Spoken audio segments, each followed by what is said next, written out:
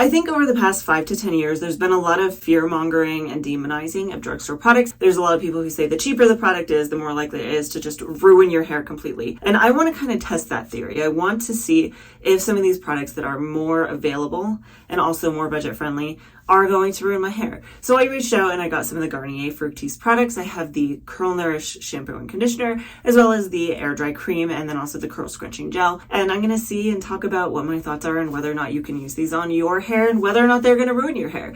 These are all very budget friendly products, ranging somewhere between $4 and $8. If this sounds interesting to you, definitely stick around. If you like content like this, please do like and subscribe. It helps me out a ton. And if you are new to my channel, hi, my name is Lena, and welcome to my bathroom. I am going to walk you through this entire routine from beginning to end. However, the first thing I want to do is give you a disclaimer. Some of these products do have silicone, so watch this video all the way through if you want to know which ones do and which ones don't. If you are someone who avoids them, that could be really helpful information to you. However, I think I will probably also be touching on my personal thoughts later on in the video as to whether silicone should be avoided or not, because I've actually unintentionally been using them for the past few weeks, so I'd like to kind of share my experience with that. Let's go ahead and move into this routine. Hopping into the shower, I wet my hair down very thoroughly before going in with my first product, the Garnier Fructis Curl Nourish Fortifying Shampoo. I took a little bit of this in my hand. You can see it's a little bit more cloudy in appearance. What that typically means is just going to be slightly more on the moisturizing side than it is going to be on the clarifying side. So I did work this between my hands and then started working into my hair. I could tell very quickly that this was going to be more on the cleansing side, mainly because I looked at the ingredients, which we'll get into later, but also because it lathered pretty much right away. It has been probably about 5 days since I last washed my hair. It really just gave me a good lather right off the bat. So I started working that into my hair, working it all throughout, and let's get into some specifics on this product. It is sulfate-free, paraben-free, vegan-free, and silicone-free. It's for nourished, frizz-resistant curls. And then they're saying on the back that Fructis formulates with active fruit protein, an exclusive combination of citrus protein, vitamins B3 and B6, fruit and plant-derived extracts, and strengthening hair conditioners for healthier, stronger curls. Our sulfate and silicone-free formula with glycerin and coconut oil provides a supple lather for a nourishing cleanse that does not strip hair's natural moisture. Get nourished, smooth, frizz-resistant curls. Briefly on the ingredients here, there are some cleansers pretty high up on the list. The second ingredient being sodium C14 olefin sulfonate. That is a pretty strong surfactant. It's not as strong as the sulfates, but it is going to be strong enough to strip things like silicones out of your hair. And that's what this is going to do. Beyond that, the ingredients are not really that remarkable. And then closer to the bottom of the list, you get more things like apple fruit extract, sugar cane extract, macadamia seed oil, jojoba seed oil, coconut oil. It's not until the very, very bottom that we get that lemon protein. So they say these have protein in them. Not a lot. I finished that first wash, rinsed it out of my hair, and then I did go in with a second double cleanse because I really wanted to make sure to remove any buildup on my hair.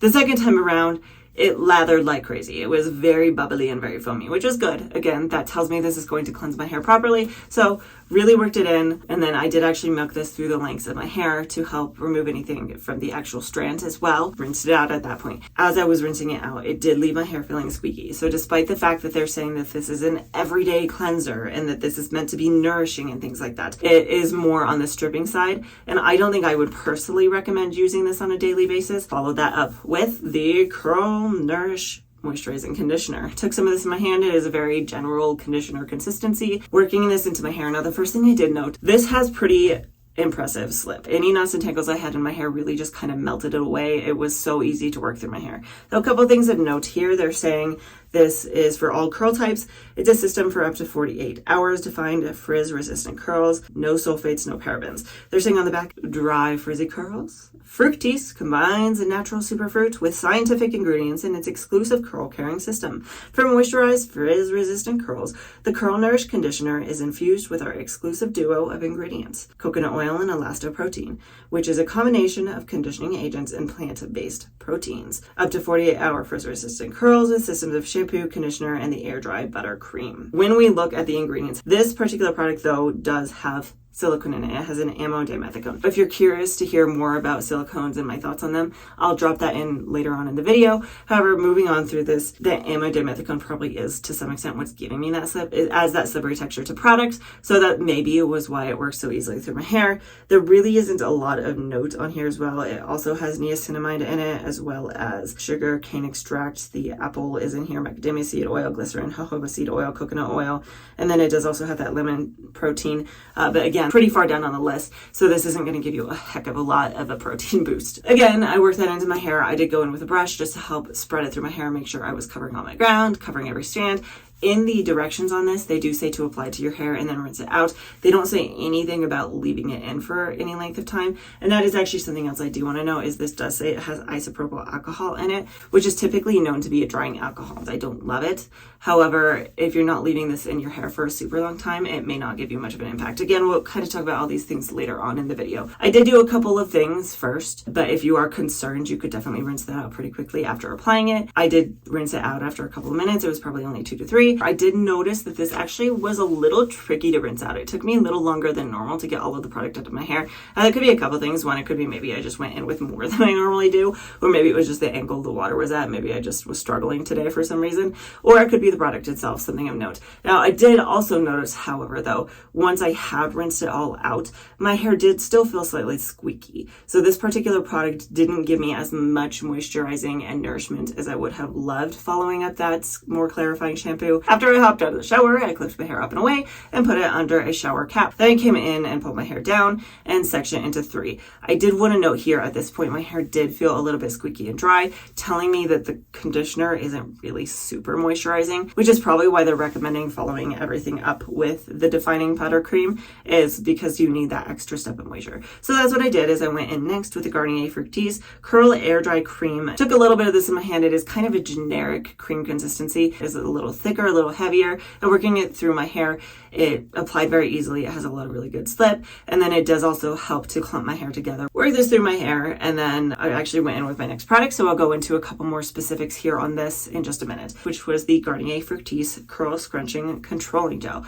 I personally like to rake gels through my hair. So that's what I did. I took some of this in my hand. I was a little hesitant at first because it does look relatively thick. But once I started working this through my hands, it actually does work down a little bit. It is a lot slipperier and thinner than it looks. So I felt a little better about raking this through my hair. So that's what I did, is I raked it into that bottom section. So talking about these two products, moving up through the top, starting with the Curl Air Dry Cream. So they're saying this is a sulfate-free defining butter cream for all curl types. It's a system for up to 48-hour define at frizz-resistant curls. When it comes to the description on this, it really just says pretty much the same thing as the Curl Nourish conditioner does. It just says for up to 48-hour frizz-resistant curls, use the system of shampoo, conditioner, and air dry buttercream. And then the directions say, after using the shampoo and conditioner from the Curl Nourish line, apply a quarter-sized portion to damp or dry hair, and then distribute through the hair and don't rinse out. Other things of note on this particular product, it does have mineral oil as the third ingredient, which a lot of people really don't like. It can leave your hair feeling weighed down. We'll see once I fluff this up and see the final results if I agree with that on my particular hair type. I've never actually used mineral oil, I don't believe. So it'll be interesting to see. A little farther down the list here is amodimethicone. It's not in the top 5, so it's not as highly concentrated. It's probably more like in the top 10.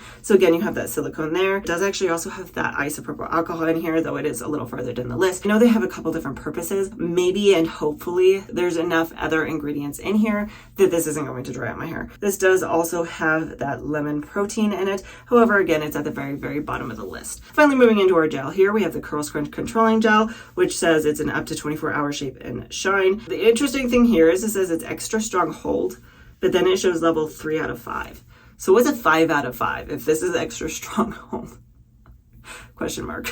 Anyway, things they're saying about this. Curls need extra discipline. Curl Scrunch Controlling Gel infused with coconut water creates defined, volume-controlled curls and lasting hold without flyaways and flaky residue. This non-drying formula locks in shape and shine to provide curl control without the frizz. Instructions say to rub product between palms, then apply to slightly damp or dry hair and style as desired. Scrunch the hair with hands to enhance curl formation and increase the amount of product as needed. This has a couple of ingredients in it that I see pretty high up that are going to give you that hold. They have the PVP, which is a pretty good hold ingredient. It also has polyquaternium 11. Polyquats are really good for humidity resistant. The thing that surprised me was that the fourth, I believe, ingredient on this is actually denatured alcohol, or on here it says alcohol denate. That is a drying alcohol. Maybe they formulated this product in such a way, especially because they're saying it's meant to be a non-drying formula, that the other ingredients in it are going to counterbalance it, because we do have things like that coconut water, as well as I see shea butter in here. The shea butter is pretty far down on the list, just to be clear, but it is in there, so maybe they're just banking on that. The one other thing I did want to know is this does have a PEG dimethicone in it. That PEG does mean that it is water soluble, so yes, it is a silicone, but it will rinse out of your hair a lot more easily. Anyway, applied this to my hair all the way up through the top, worked up to that top section, and then I did go in with my Perfect Hair Care towel to microplot my hair, get as much of that moisture out as possible before going in with actually a little bit more of this product. So I put some of this in my hand. I thought it seemed like an awful lot. I was a little concerned, but I figured it would last over my whole head. I did water it down a little bit as well before glazing it in and scrunching it in. And to my utter surprise, it kind of just vanished into my hair. That doesn't normally happen to me with gels, so it took me by surprise, and I was a little concerned that maybe I was going to apply too much, but I did get more and applied that to the other side, and I got actually yet again a little bit more and applied it to the back, so hopefully I didn't overdo it. After I had applied that through my hair, I did go in and diffuse. I did end up stopping about halfway through to do the Smasters technique, which if you don't know is just when your hair is about 50% dry, you go in with a little bit more of your hold product. So the gel, I watered it down, glazed it over my hair, and then continued on diffusing until my hair was about 85 to 90% dry, and then I did go in with my curl keeper clips to clip it up and away to let it finish air drying. Now, those of you who have been around my channel for a while know that when this door is open means I tend to have a furry friend or two in here with me, so I will reward you for watching this part of the video by showing you my furry friends. So these are my two dogs, and they were very good girls and stuck with me through my entire filming process. So here they are for you. And so at that point I did step away, let my hair dry for a couple of hours, and now I am back. I have not fluffed it up yet, so let's go ahead and do that. I forgot to mention this earlier, but when I finished drying my hair with the diffuser, I did notice the slightest bit of a gel cast on the tips of my hair, but I wanted to make note of that. Now it's 100% dry, there's no cast left on my hair at all. So I'm gonna pull this down and fluff it up. I'm going to give you a quick curl tour before I get into the pros and the cons of these products.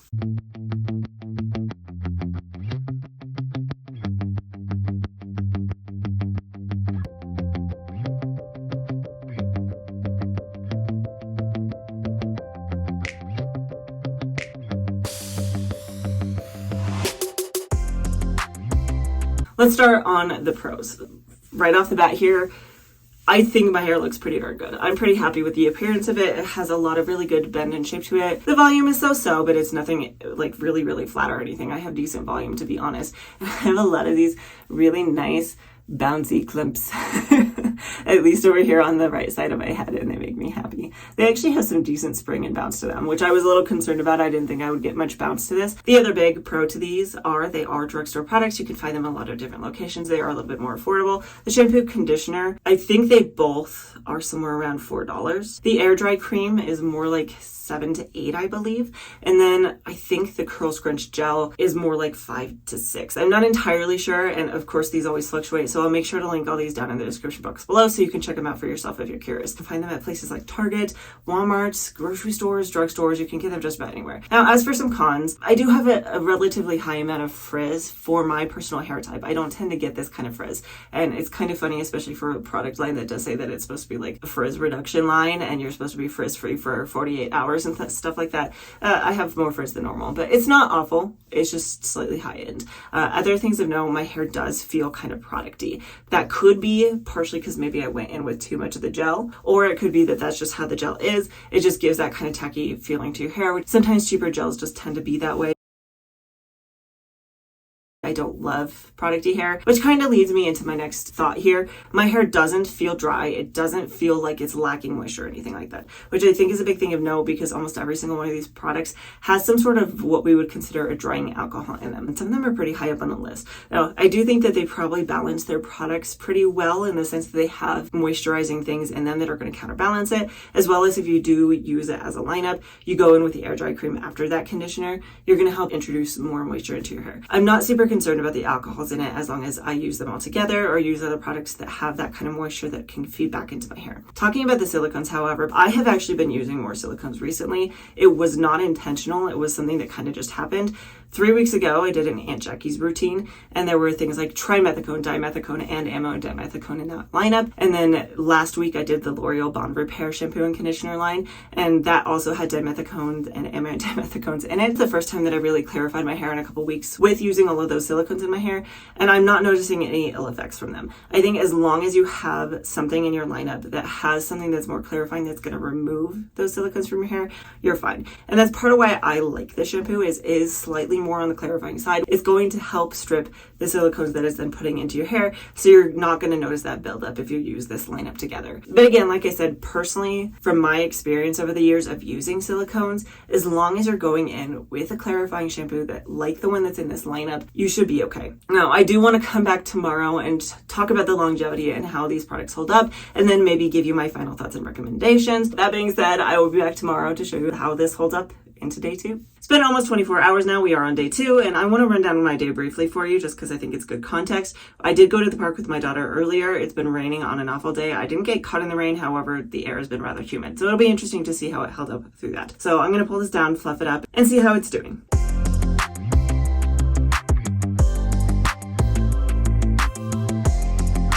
Here are my final results, and I gotta say my initial thoughts are actually relatively positive on this. It has some pretty decent shape to it. Even these ones down here on the bottom left really kind of retained their bounce and their texture. It looks healthy, it looks shiny. It does have that tacky feeling to it still, which I'm not a huge fan of. Overall, it's not bad. The frizz is definitely there, but I don't feel like personally it's that much higher than yesterday, because I know I started with a pretty decent level of frizz, and over here on the left, this has stretched out just a little bit more, but the left side of my head does tend to do that. So this is not abnormal for me. Overall thoughts on this lineup, whether I would recommend them or not. Starting off with a big question that I kind of started this video with, is this product lineup going to destroy your hair? The answer, I don't think so. This drugstore lineup, I don't think is going to just irrevocably damage your hair. Is it for everybody? No, I don't think so. I don't think everybody could get away with using it. I think there's a couple of caveats to it.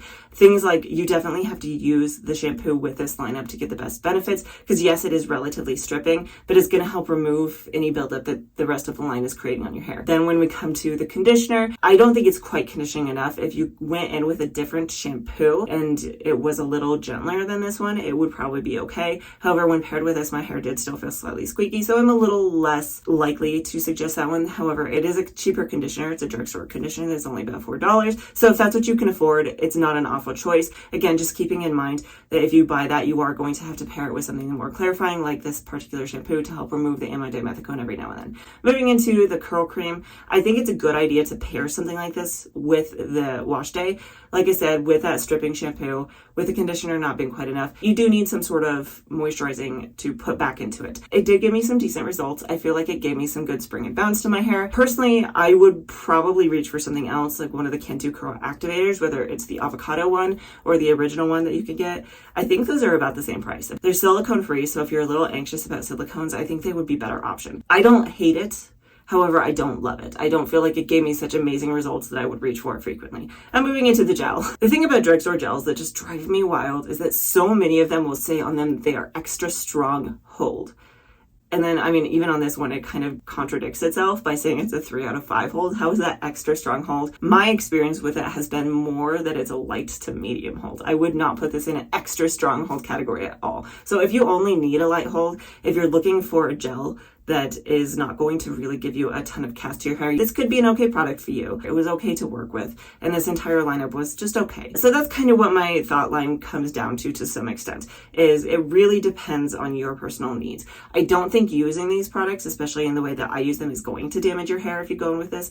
I would not do it every single day. This is something I would do maybe 2 times a week maximum. The rest of it kind of comes down to things like budget and availability and what your own personal preferences are. If, like I said, if you like a lighter hold look, my hair does look pretty good. It really does. It looks nice and shiny and bouncy. Yes, it is a little bit on the frizzy side, but there's always going to be a certain level of frizz to our hair. I will probably use the shampoo. I think it is a good clarifying shampoo, and I will likely use that going forward. I probably won't use the conditioner going forward. The curl cream, I might do some more trial and error with here and there. The gel, probably not.